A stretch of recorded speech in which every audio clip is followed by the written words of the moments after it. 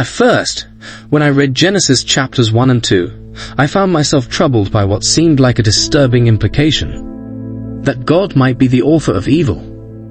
The creation of the tree of the knowledge of good and evil made me wonder if God deliberately introduced the potential for malevolence into the world. By placing this tree in the Garden of Eden, I began to question whether God intended to tempt or trap humanity, leading to their inevitable fall.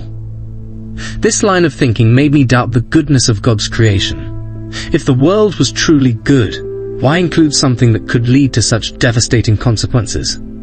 The existence of the tree made me feel that creation wasn't perfect after all, that it was flawed from the start. Moreover, the concept of free will symbolized by the tree felt like a burden, an unavoidable path to suffering and sin. It seemed as though humanity was set up to fail, with temptation right in the midst of paradise. These thoughts also led me to question the justice of God. The harsh consequences of Adam and Eve's disobedience, the fall, suffering, and death, seemed overly severe. Was God truly just, or was his punishment disproportionate?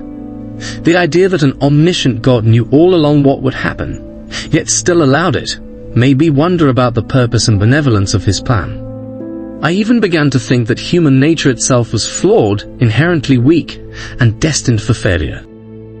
But then, I realized that these thoughts were based on a surface-level understanding of the text, hermeneutical misapprehensions. As I delved deeper into the narrative, I began to see things differently.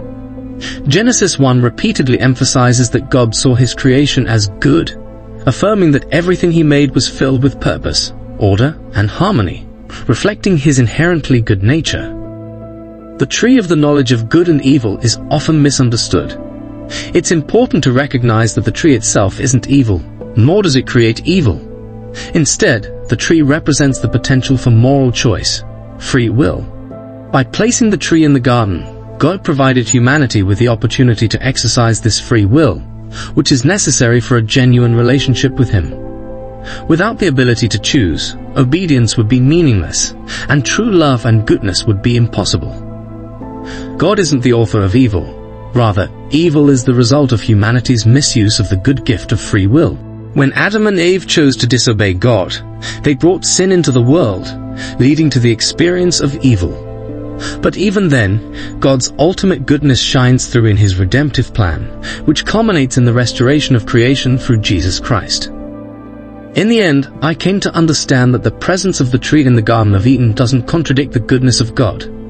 Instead, it highlights the importance of free will in our relationship with him.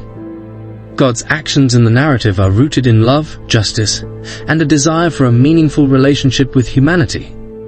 Understanding the Bible requires moving beyond a purely physical or worldly perspective, and recognizing the profound spiritual and theological truths it contains.